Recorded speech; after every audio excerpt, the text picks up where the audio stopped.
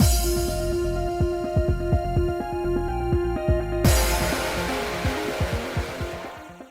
guys, it's Spacey Sims, and we are back with more Virche Epic Lycoris, continuing Anko's route. Hopefully, keeping the momentum going that we've had in the last two parts where things are actually moving along. And I'm sorry, I'm extremely tired right now. Did not sleep well last night, so if I yawn a million times like I'm gonna do right now, I'm sorry. It's not because I'm bored. Okay, listen, I needed to yawn like hours ago while playing this game, but not right now. But I know that I'm going to yawn constantly, and it has nothing to do with that. I had to specify that because I've been complaining for so long, like, are we doing anything? We're not doing anything. It's kind of boring. But the last couple of parts, things have been kind of moving along at least. Okay, we're getting somewhere maybe. So I didn't want anyone to think that I was yawning because I'm bored. Today of all days when I'm recording this one to be like yawning nonstop, but here comes another one. Oh god, I'm so sorry. Also, like it's a Friday, so I finished out my day at work sitting there like doing nothing because I did everything I wanted to get done and accomplished today. So I was like, oh, it's Friday. I'm just gonna like take my time and be a little leisurely. You know what I mean? Like the last hour of my day. And I don't think that helped because I'm just like sitting there like, if anyone needs me, I'm here. But I'm just like scrolling on Instagram and I'm like, I think that did not help me. Not me. I should have just taken a nap. Anyway. The destruction of Reliver technology and the royal family declaring their opposition of Cyan Brophies. No one should oppose Cyan. They tore the small country completely in two, just like Hugo predicted. See, this is what I'm talking about. Like, okay, there we go. Citizens who have been thrown into the bottom of despair just trying to be saved. It's okay, it's just people screaming on TV. My bird's just sitting here preening himself, and then all of a sudden the people screamed. You got all like, the fuck? It's okay. It's just people screaming on the TV. It's not real people screaming, not like you care. But it's not aminals coming after you, it's nothing, it's fine. You're okay. You're alright. They were fighting to push their supported savior to the height of power in the country. There's no point trying to stay on the good side of that rotten royal family now. Without Monsieur Brophies in charge, Reliver technology will just go to waste. The royal family must be renewing the Reliver technology we can't live without. In the announcement, they said a replacement for Monsieur Brophies had been secured. Yeah, and you're going to trust Capucine? Remaining loyal to the royal family is the easiest way to survive all this. I don't care which side wins, just please settle this mess and save us. At this rate, won't we all just die from the curse of death? Cries of despair filled the air. Just then a high-pitched sound broke through their wails. Then a voice came from speakers located throughout the country. Do not despair, my beloved citizens of Arpachel. The age of sinners talking about God and clinging to salvation provided by Cyan Brophies is over. We, the royal family, will become the saviors of Arpachel once and for all.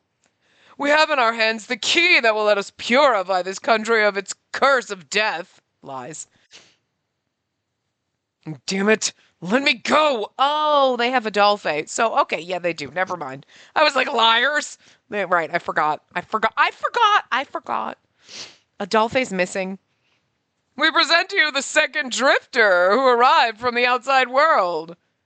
Didn't we, okay, did this happen in his round? Didn't we, like, go and sacrifice ourselves? Wasn't that one of the bad ends? Is like, well, they were calling us to, like Lycoris saying and asking for us to give ourselves up, and we gave ourselves up to save Adolphe, so. But, like, he better not die. Everybody else has managed to make it out alive so far. Huh? Second drifter? You mean someone who can live beyond 23 years? So we can use him to break the curse and we'll be saved? Indeed, but we cannot achieve salvation with this man alone. We need one more person. The saint who can break the curse must also be offered as a sacrifice. Oh, okay, here they go with that bullshit again. The saint's been abducted by the reviled Death himself. We ask our citizens to assist us in finding them in order to save the country. The name of the saint born among the flowers of misfortune. No, The holy flowers that gave her the power to save us. It's Spacey, the golden-haired maiden once mistaken for death.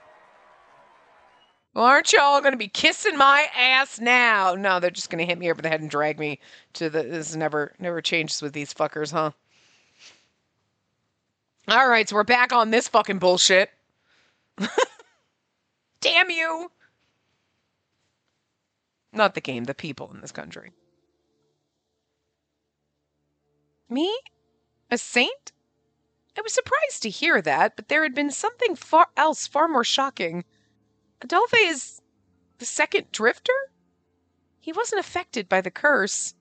His existence was something out of a fantasy, being able to live longer than 23 years without needing to become a reliver.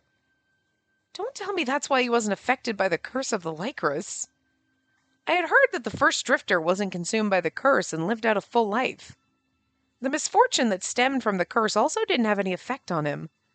If so, Adolphe, who was perfectly fine when the Lycorises were picked, he and Spinel both fulfilled the same conditions? Wait, is that what Adolphe wanted to tell me when he mentioned he had something to tell me? He wasn't able to get away after all, huh? At least it's good to hear they've kept him alive. Spinel's composed tone brought me back to reality. Even though I was surprised, it wasn't a reason for me to abandon him.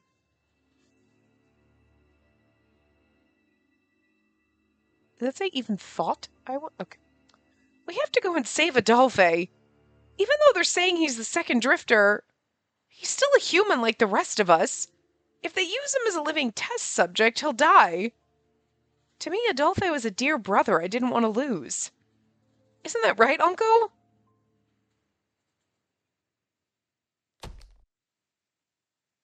Surprised by a sudden sound, I turned around to see Anko with his fist slammed against the rocky wall of the cave. Blood was dripping down both the wall and his fist. But it was only for a moment. Before I could even worry, his wound quickly healed. Unko? Why?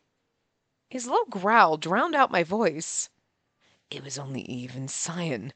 How the hell did they find out about the Lycoris Noirs? Huh? It can't be. Did they unearth the grave where Beep Beep were buried? Where the Noirs were buried? Or the Drifter is buried, but where the something was buried? It looked like Anko, with his words being interrupted, could storm out of the cave at any second, and we know they did, yes. He took a deep breath to calm himself down. Anko, are you okay? What's going on? I apologize. I lost my composure for a second. It seems the royal family has stolen something important, but we can come back to that later. Since only Spinel and I can protect you now, I will keep my personal feelings to myself. Anko changed his expression as I stood in front of him with all my doubts. Considering you're sought out for sacrifice, I'd like to say confining you here would be the safest option, but you would not like that, right? Since that immature brat is one of your reasons to continue living, don't get jealous of yourself now. Yes, that's why, if possible... No, I absolutely want to save him. No matter how dangerous it may be. Uncle and Spinel looked at me with reassuring smiles after I declared what I wanted to do. Just as expected from the boss. I myself have some debts to repay from last time. The problem is how to infiltrate both the Institute and the Royal Castle. I shouldn't have issues scouting alone, but leaving the cave will be hard for you two.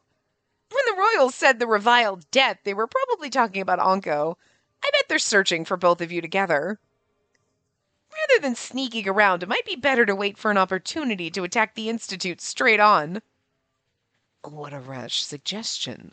But it might be the most reasonable option we have. Even if we asked the Corps for help, we certainly would not have enough fighting power. What should we do? The fighting power we need to infiltrate the castle straight on. At that moment... even I thought it was strange, but an idea in the worst-case scenario crossed my mind. Dear princess. Do you have a plan? But since I let out a sound earlier, I couldn't just keep quiet. Well, even I'm not completely sure about this, but...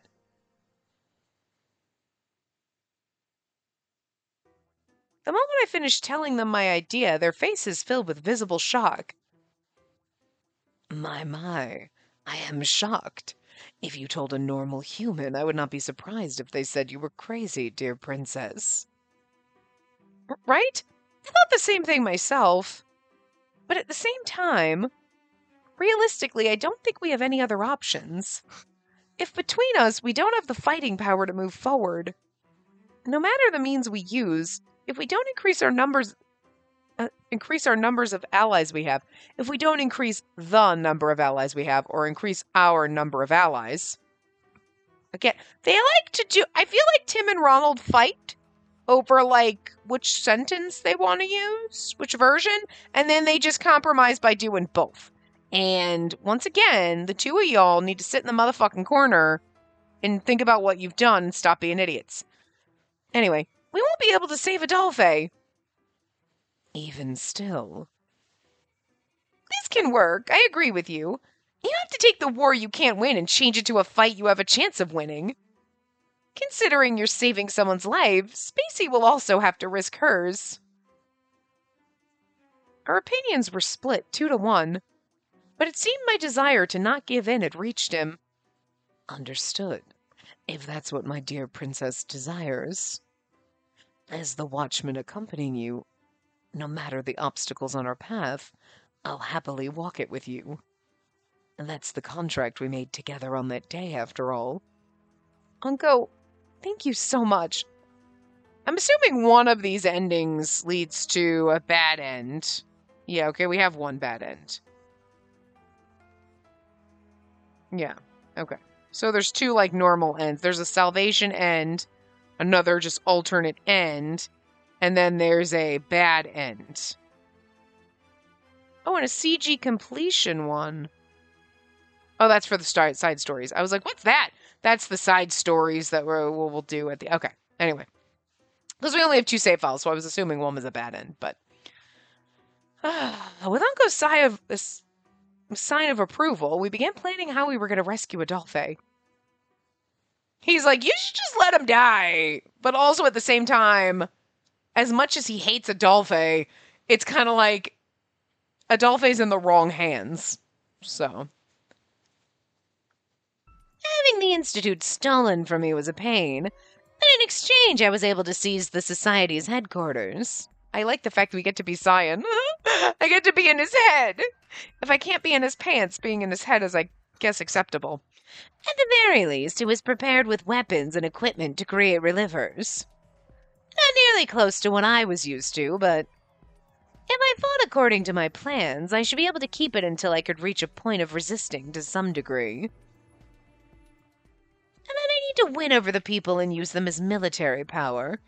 It'd be easy if I announced I'd also break the curse, but I hadn't had the chance to properly research the true nature of those 3.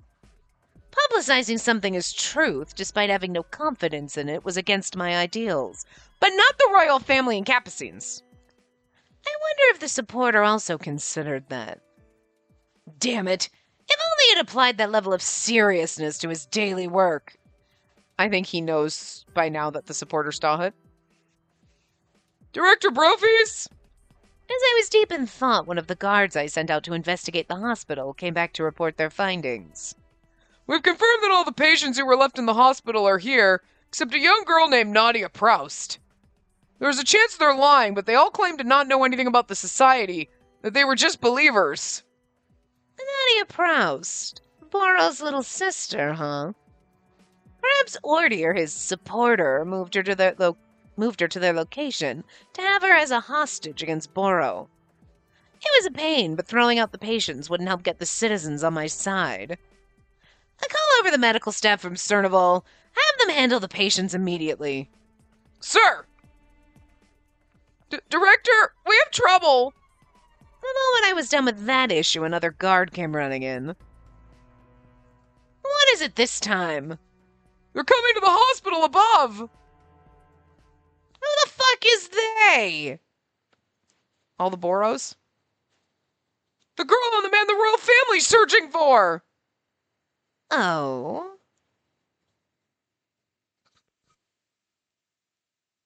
It's really fun when in my head I know that Cyan's voice is like so much deeper and sexier, and then we give him this voice. I don't know why that just like popped into my head. I'm like, look at me, like giving fucking Cyan this fucking voice.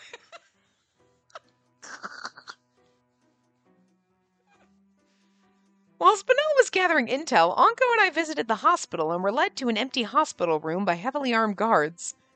There, already waiting for us, was the person we wanted to see. Cyan, the person I always dream of seeing. Ugh, God, I love this fucker. Don't tell me such precious test subjects came to visit me all on their own. According to the royal family, this girl also possesses value relating to the curse. It seems I'm quite lucky today. Cyan gave his soldiers a glance, and they left the room without saying a word. So that was our crazy plan. We should turn ourselves over to Cyan and get help that way. And these uncles like, that sounds fucking insane. And we're like, well, listen, we got two evils here. We got Cyan, and we got the royal family. And the lesser of the two is Cyan. I'm just saying, we might be able to be like, could you just not kill me in the process of using me however you want, Cyan. And I mean anything. Not just drawing my blood and using, I just mean anything else. I will actually toast your fucking bread. And that sounds like a euphemism, and it wasn't, but it is at the same time. Jesus Christ. Guys, I need a break for my mental stability. See, when Cyan's around, everything's fine. Like, if he had been around more often while we were slogging through the beginning, probably would have had more fun with it, but it's just things are moving now, which is why we're having fun with it. But, like, I mean, I knew we would get toward the end and it would be, like, worth it. We're going to have a good ending. It's going to be worth it, but it's like, but the beginning just took so fucking long. We did nothing for, like, 86 hours. It was like, I mean, the beginning of Anko's route, not the whole beginning of the game. And it's like, oh, dear God. But, now Cyan's here, so whatevs. And, oh, dear God. You're never going to be able to think about toasting bread again without inappropriate being like, toast your bread. And then, like, you're going to be like, God damn it, Spacey. You're welcome. And I'm not sorry. Maybe a little bit sorry. I don't know if I'm sorry or not.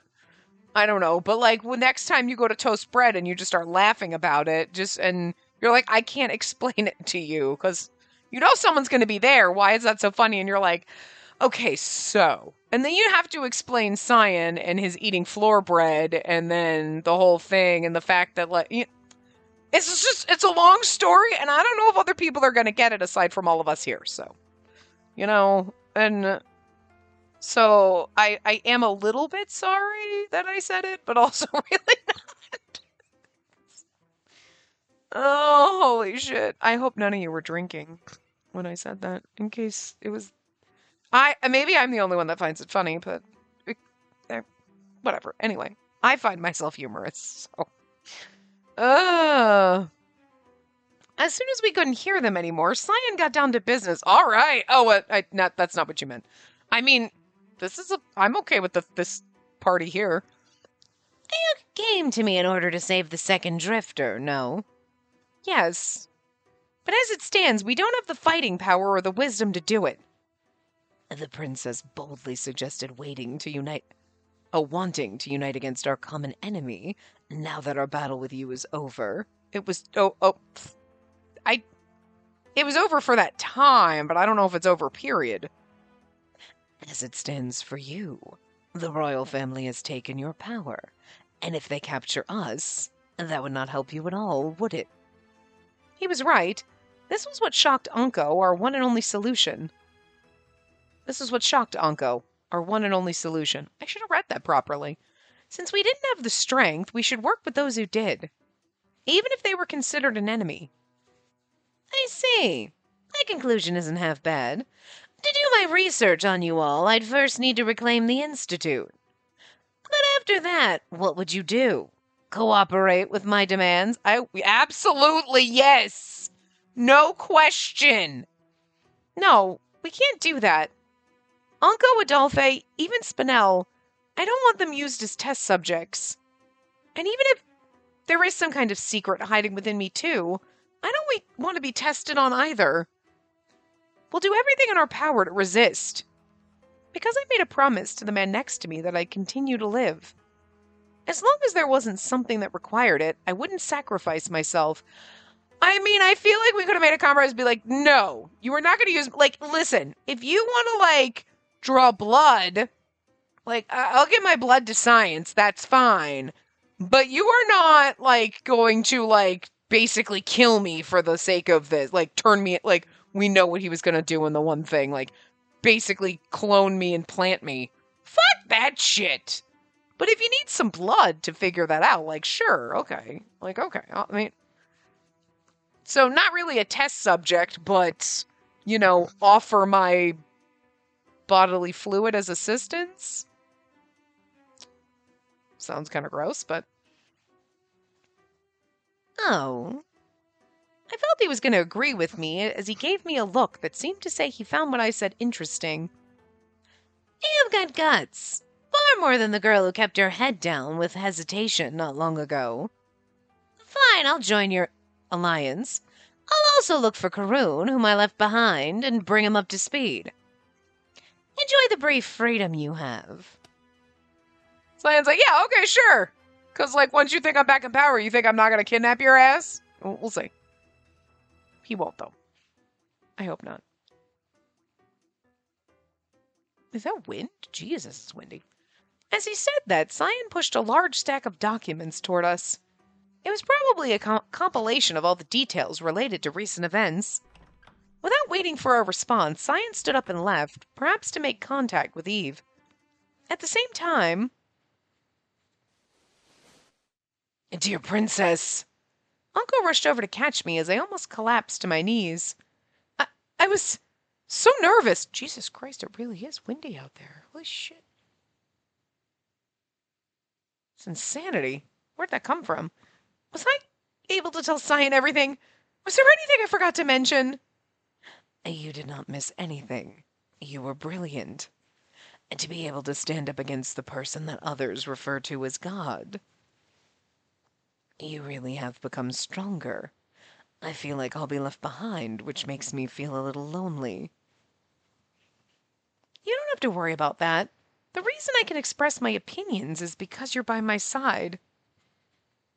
I left it at that and returned to the main topic. Guys, I can't even... I know, buddy. What the hell? Holy shit. It is so fucking windy. What in the hell? That is... It was a little windy before, like, because I was sitting downstairs and my bird freaks out because the tree outside moves, and it's like, it's just tree moving. You know, but, and it's also like a twiggy little tree, so of course, like, you blow on it and it's gonna practically bend over sideways, but like, holy shit! It's insane how much, like, I can hear that wailing through the freaking side of my house. It's crazy. Anyway, it seemed Nadia's whereabouts were unknown. If she went missing at the same time the society disappeared, it couldn't have been a coincidence. You think? Oh my god. Oh. We regained our composure and began reading through the documents we were given. They contained details that the investigation revealed about the illegal experiments conducted by the society. Information about Minister Orty, and his previous crimes and history, and how creepy he motherfucking is, and how he gets all sorts of into jeans. Ugh.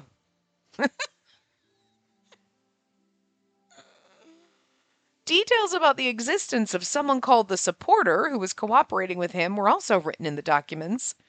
The true identity of the Supporter could be linked to the same people who were causing the current turmoil, the royal family. Uncle, Did you know about Capucine's true identity and what he was doing? He nodded, indicating that he did.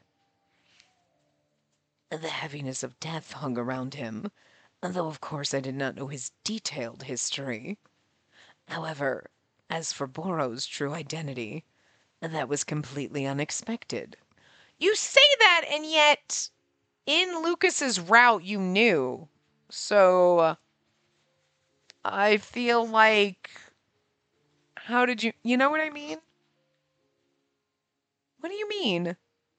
I had suspected another person to be acting as Borrow. But as we read through these documents, it seems that Capucine discovered the existence of Lucas Proust and ignored the man he would have used, instead turning Lucas into his assassin. So, are you saying in the original timeline someone else was Borrow? It seems like situations arose that not even you could have expected as the Watchman.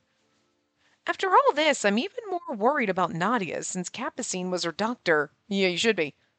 I feel the same way. It's possible she can be treated even at the Institute, but there's no guarantee she'll not be used as a hostage to force Lucas into obedience. We must save her and Adolphe as soon as possible, and this will not be something we can accomplish from the shadows. Just as Uncle was expressing his opinion, there was a tapping at the window next to us. Oh, it's Spinel. At the sight of her long hair, we quickly opened the window and let her in.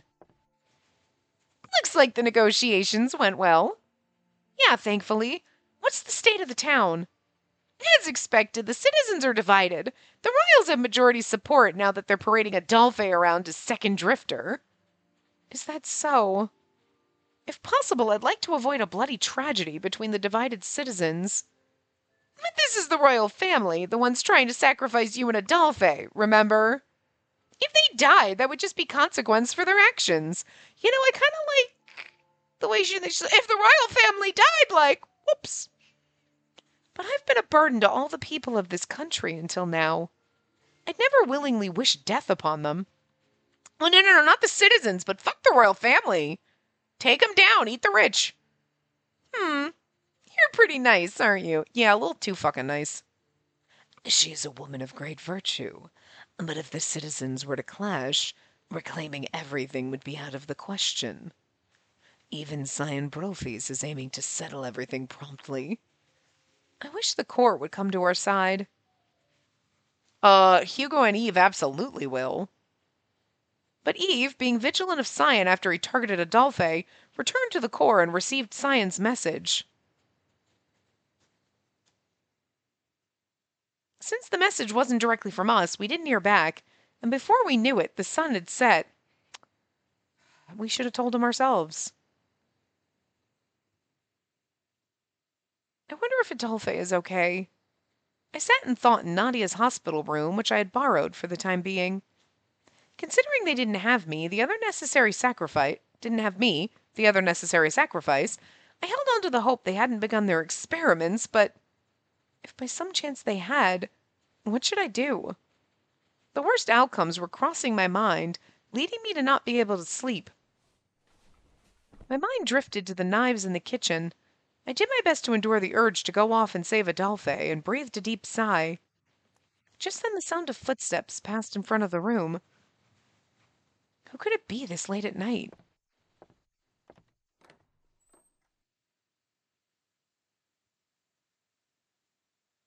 With a bit of fear, I cautiously opened the door and peered into the hallway.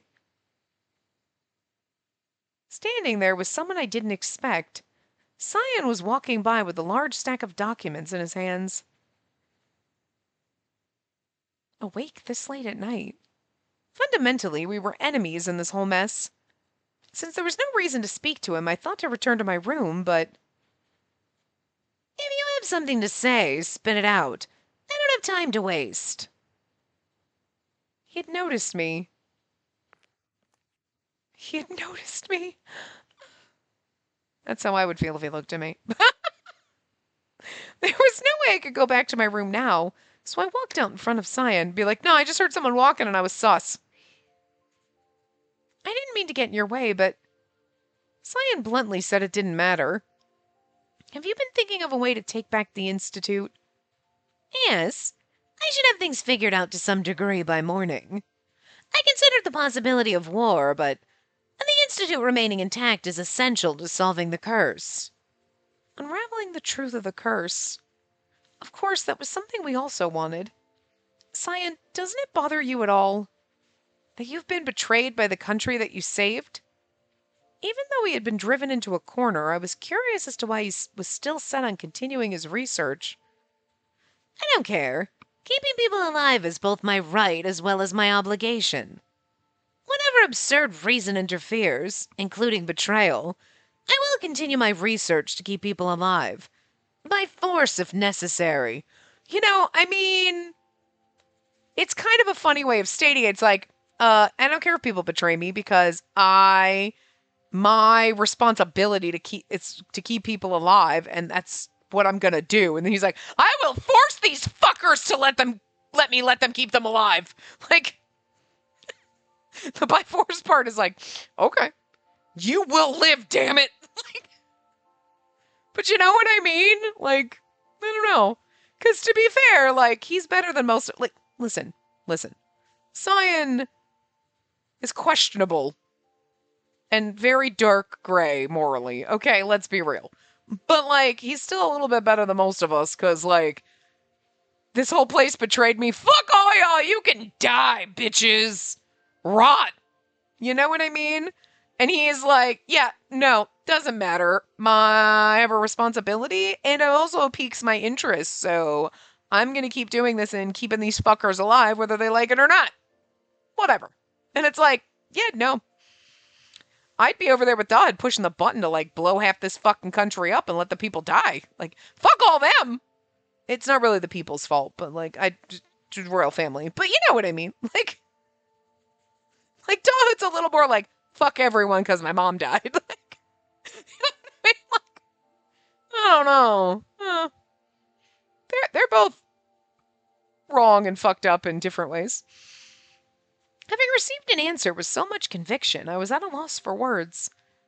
Cyan's artificial eyes didn't waver as they looked down at me, acting as proof that what he said was really how he felt.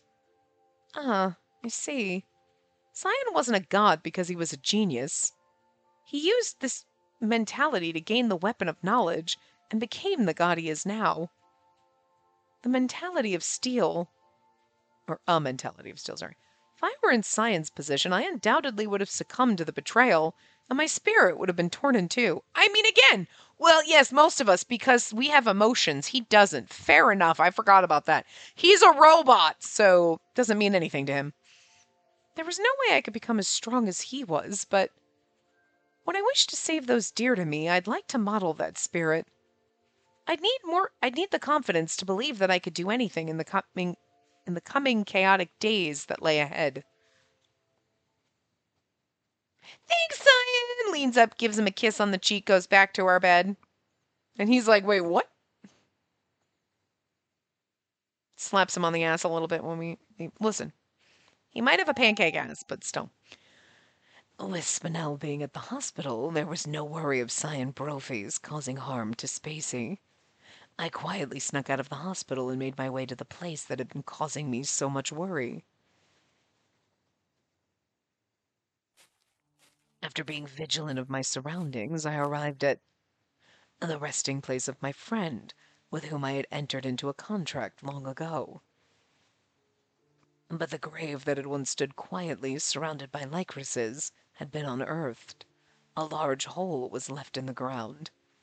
The bodies of the men who were likely responsible were scattered around the area. Not expecting any luck, I got closer to try and examine the inside, but I knew it. They've been taken. His ashes, the book, everything. Grave robbers. The moment Anko realized it, he felt a violent anger building inside him. We're in Anko's perspective, and then they go to narrative. Weird. She won't learn the truth without that book.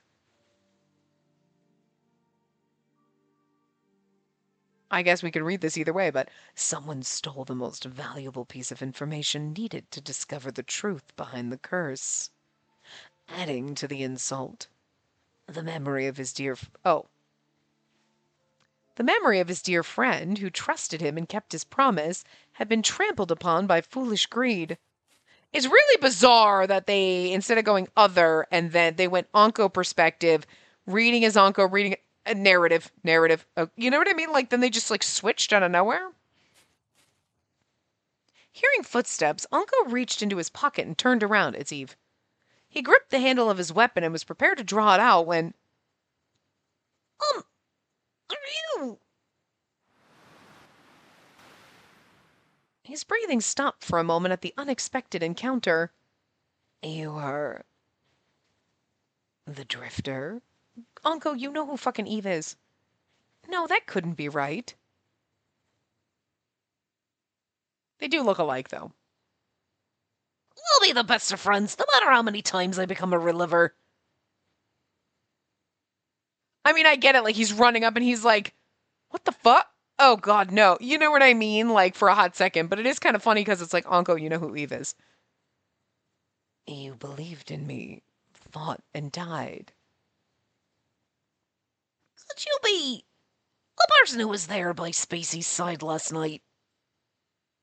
That appearance, and those mysterious crimson eyes. I can't be. Are you the same death that my ancestors made a contract with? Look at Eve blushing and all excited about this. He's adorable. Eve's eyes widened and sparkled. Seeing his suspicion quickly changed to friendship, Oh, look, see, now we're back to Onko perspective. What the fuck? Yeah, okay, seriously? Jesus Christ, this just adds into the you slapped together Onko's route by, like, cutting and pasting shit from, like, other games and, like, changing a little, and you kind of, like, I'll say three-quarter-assed it. You didn't half-ass it. It's a little bit more, because you had to change some things. But, like, I just... between half-ass and three-quarter-assing it, like, you didn't give it the time that it deserved. Because you're just, let's just redo the whole first game again. Okay, we'll throw in some new scenes. But then you do shit like this where you're like, it's Anko's perspective, but then we're going to have narration in the middle because you probably copied that shit. And I don't remember if the first game was this stupid when it came to this section, because I know this happened in the first game. But, like, goddamn. Like, at least you could have caught it in editing the second time around. You know what I mean? Did you have any proofreaders? Holy shit. Eve's eyes widened and sparkled. Seeing his suspicion quickly change to friendship left me bewildered and speechless.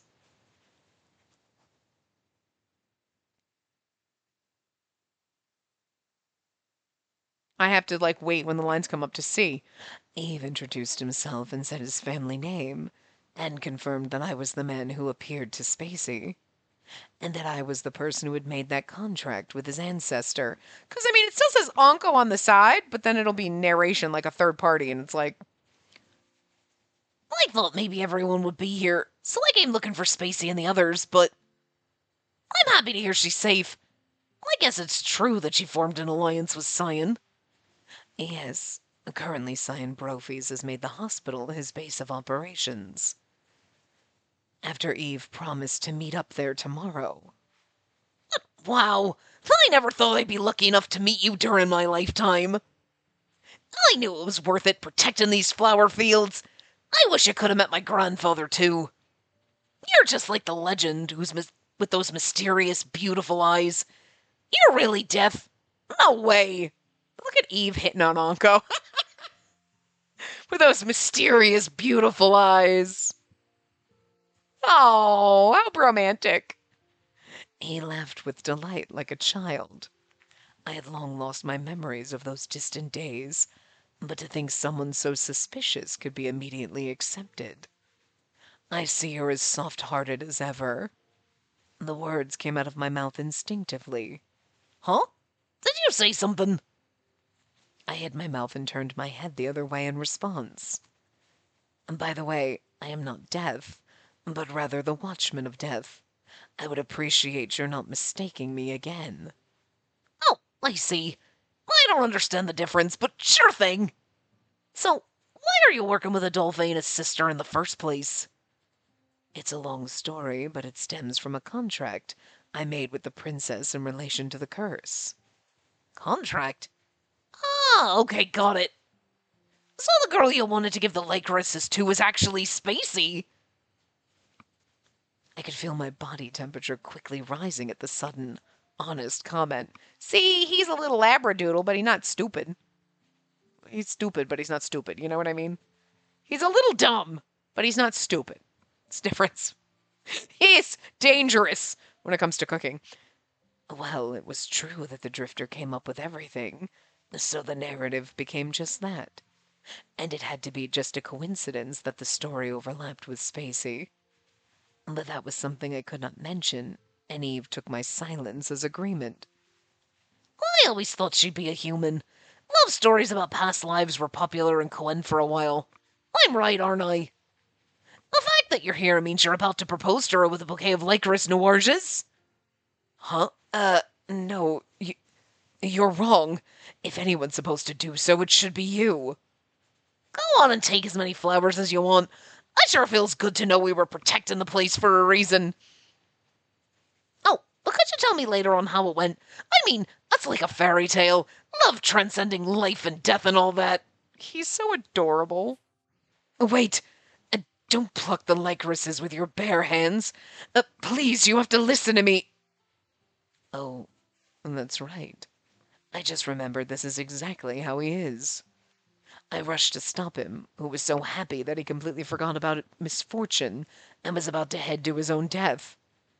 Anyways, for the time being, I needed to change the subject away from this. I appreciate the sentiment, but perhaps it would be best to focus on the grave robbers for now. Oh, that's right. My family's ashes. This is why he's a little dumb. He's like, hey, are you dead? Oh my God, you're going to propose to Spacey. Oh my God, I'm going to go pick some flowers. And we're like, sweetie, don't, grave robbers. Remember? And he's like, oh my God, no. Because he forgot about it in like 5 minutes. Like, he's such a labradoodle. Eve moved toward the open grave and peered inside. Did they hate the Noir's family? Well, that doesn't make sense, since this country's got an even bigger problem now. I moved toward the bodies and shifted their clothes to see liver marks on their skin. They looked like any other person, but it seemed as if they changed their clothes to visibly disguise their identities. Even with backups, I doubt anyone would have the courage to go near these flowers. They must work for the royal family. Did your grandfather ever tell you what was buried in this grave? What do you mean, the ashes? I'm sure my ancestor you met was in there too. I see. I thought they would have shared fragments, but I suppose things are not so convenient. You mean there was something else in there? My parents didn't tell me anything when they buried my grandfather. Eve jumped down into the empty grave, then brought out the empty casket to the surface. Forgive me. It would have been in the stolen ashes. Apart from that, there is nothing. Huh? There's something buried down here. What? I looked down into the hole and saw Eve using his sword to stab the area where the casket once lay. Sensing that the tip of his sword hit some object other than dirt or stone, he quickly got to digging it up. What is that? Buried there was a small iron box, which Eve carried under his arm as he climbed back up and placed it on the ground. It's locked. Can you take a step back? He raised his dusty sword. The lock was quite old, so it easily broke into pieces when the blade struck. Oh, so the journal was... I forgot that the journal was in a box in the grave. I'm like, isn't there something else in there? Like, other than the journal? I thought there was something else, but maybe I was thinking the box underneath with the journal inside of it. Inside was a worn and aged book. Oh, right. Well, it's the... Never mind. It was the book that the Drifter brought and he kept. But I thought there was also a journal. They're not just scribbles. Maybe another language. They're curved around like snakes. The flower here looks like a red Lycoris noirish. Why isn't it black? I see. The only thing in the ashes was a translated version of the parts that needed to be passed down through the generations. Okay, so it was, yeah, there was a journal, and this is the actual book. A separate original makes sense. This book and the one on martial arts was written in his homeland's language, which means what's written in there should be the same. If he can manage to read this, the situation might finally change. Uncle reached out to the book in Eve's hand, but just before my fingers could touch it, my body froze in place as though time stopped, preventing me from going any closer. Tch, even at a time like this, beep, being alive is causing me interference. Blank being alive. Who?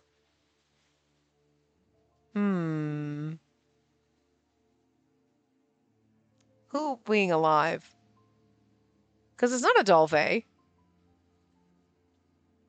Huh. It's not Eve.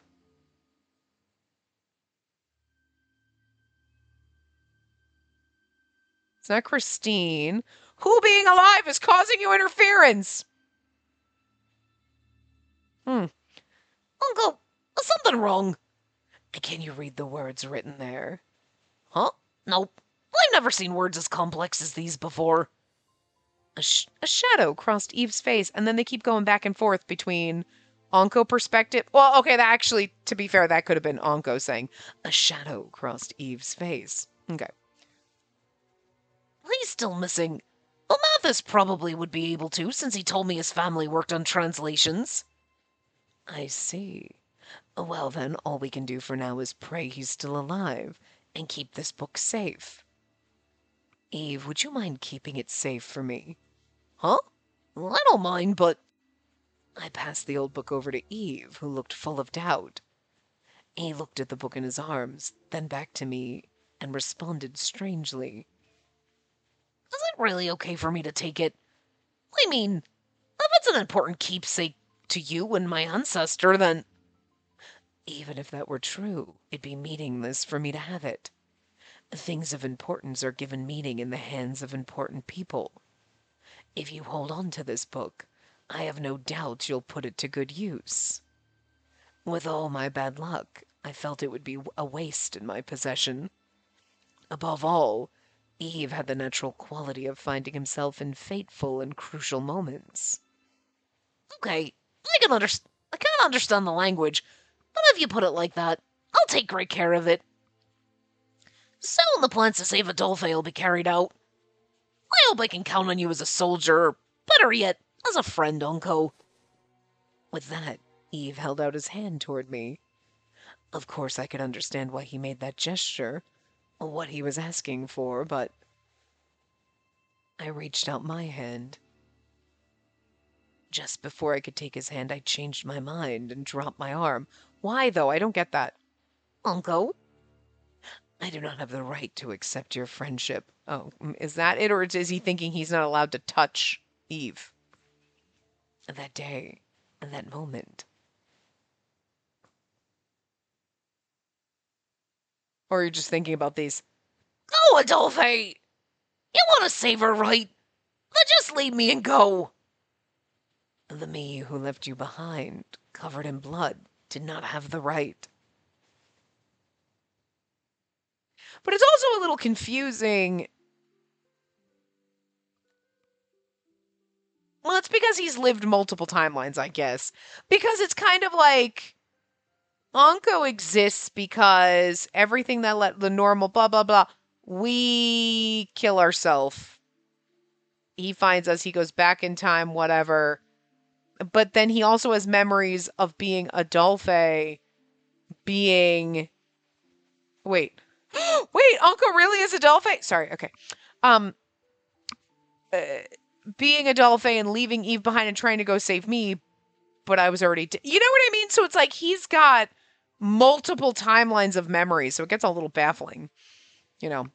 But I was very fortunate to have met you in Spacey again this time. That's right. The one person whose fate it is to save Spacey is standing in front of me. Having spent more time with her, I was deluding myself, but do not think too much of yourself. If my weak self tried to remain by her side, the same fate would repeat itself. I did not have anything of value I could offer Spacey. I, who cannot save anyone, am not worthy of Spacey. You know what? You shut your mouth. I decide who's worthy of me. That girl has a persistent spirit, and I want her to choose the hero before me. Well, if you're gonna make me choose, I'm gonna choose the bastard scientist who's probably gonna kill us all. Because, like, seriously? I'm just saying. Although I do love Eve too. He's adorable, so it's a little hard saying that. But if I have to pick one, and I can't have a man harem, it's gonna be Cyan, because he's my favorite, so. Eve could definitely lead Spacey to a future of happiness. Even if she did not choose Eve. Adolphe in this timeline has matured somewhat compared to the past. I might even be able to entrust her to him. If I could just help with that. Eve's still standing there like, are you not going to shake my hand? Rude. I wanted us to be friends, and he didn't shake my hand, and now I'm sad. I'm gonna go eat a weird puffer fish that'll probably kill me. A whole day had passed since then. Currently, all across Arpachel, the citizens were in a frenzy searching for us. I was reading frenzy and searching in a Frenchy shirt, like a French shirt. Jesus. Even those in support of Cyan were convinced that if they gave us up to him, he could then break the curse. Well, joke's on them. Cyan already has us. Amid all of that, Eve and Hugo were somehow able to make it safely to the hospital. After Adolphe's and Spinel's identities were explained to them, the Corps and the Institute formed a united front. So when we rescue Adolphe, we can count on you to let him free, right? If you target us after everything's over, we'll turn our sword on you without mercy. Excellent. If your conviction wasn't this strong, you'd be of no use to me now. You could almost feel the tension erupting between them as they came to an agreement.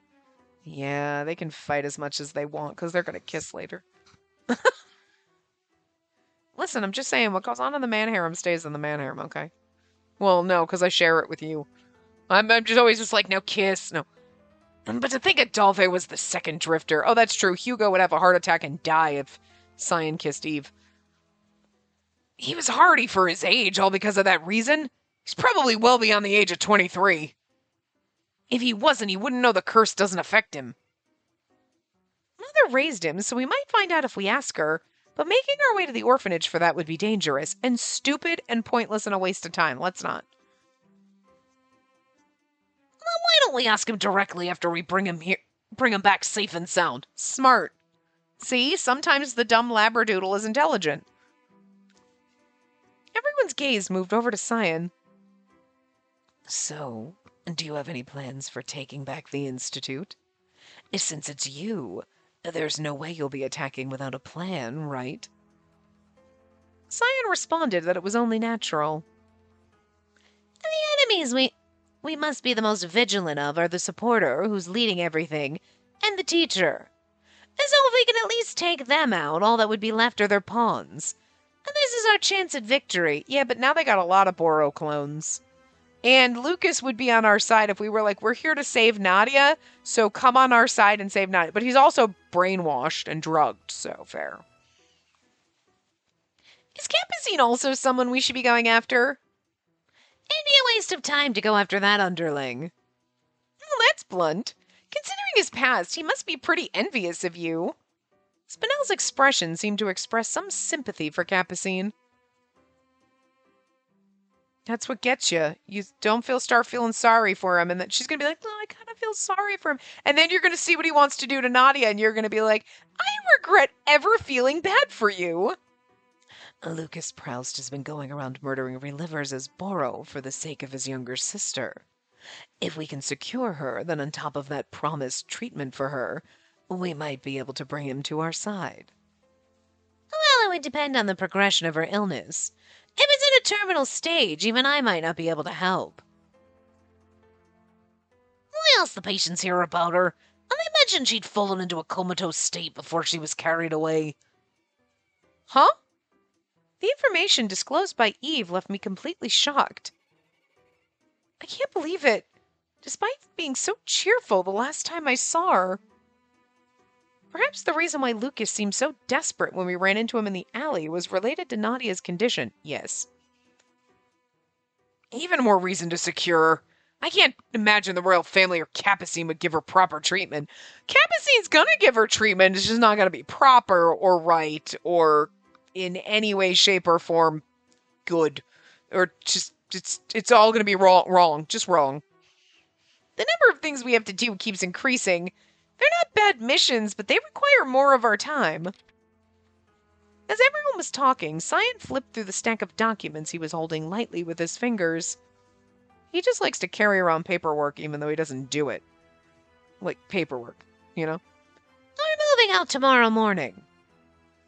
First, the infiltrators will go in to look for gaps to take down the security, and then my guards in the Corps will assault the front.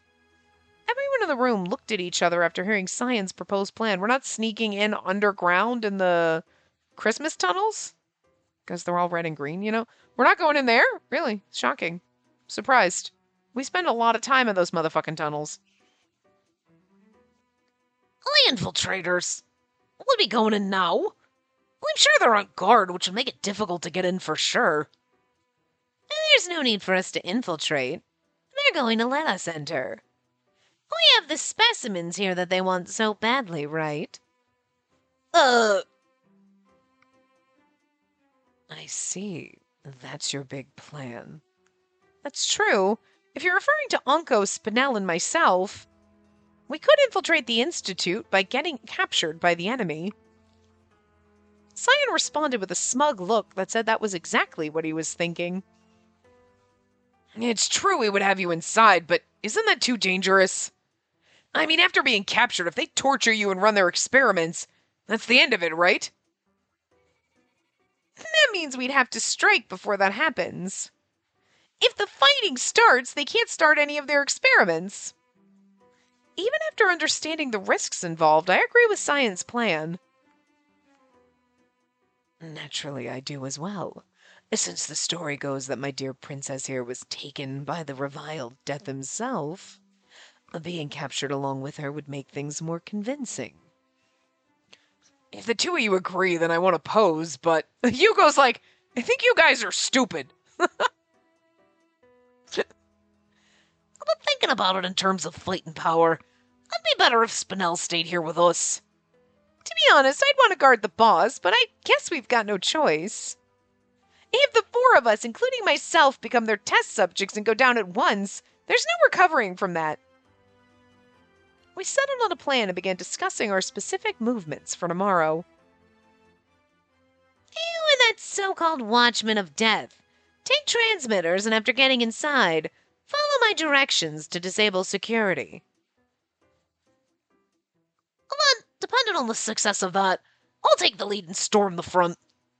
And then we'll meet up inside with Spacey and Unco. We'll have to split up to look for Adolphe and Nadia. Understood. While we're captured inside, I'll see if I can get any information about where they are. Hugo, I'm counting on you to get the Corps and the other guards on the same side. Leave it to me. I got family friends among the guards, so it shouldn't be an issue. I'll blend in with the troops at the back and provide support as needed. Everyone's roles were quickly decided without any disputes. There wasn't anyone here who was afraid of the fact that we were about to wage war against the country.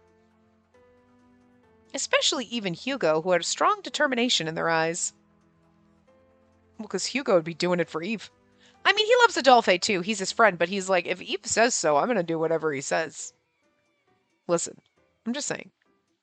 Adolphe truly has some great friends. Thinking back to when he was younger, when he kept himself isolated from everyone, how much different he was now made me happy. If Mathis and the others are safe, maybe they can meet with us as we cause our disturbance tomorrow. That's true. Mathis is probably kidnapped with them, to be fair, because they went and took Jean, so what would they have done with his little homunculus, you know? Everything had been settled. Wait for us, Adolphe. We won't let you be sacrificed. We'll bring you back home for sure. We fucking better, because it would suck if he's the only one that dies. So far, everybody's still alive. You know, except for maybe random people. But anyway, the next morning is going to happen not tomorrow, but the day after. So in the next part. So I will see you guys next time. Remember to give the video a big thumbs up and subscribe to see more.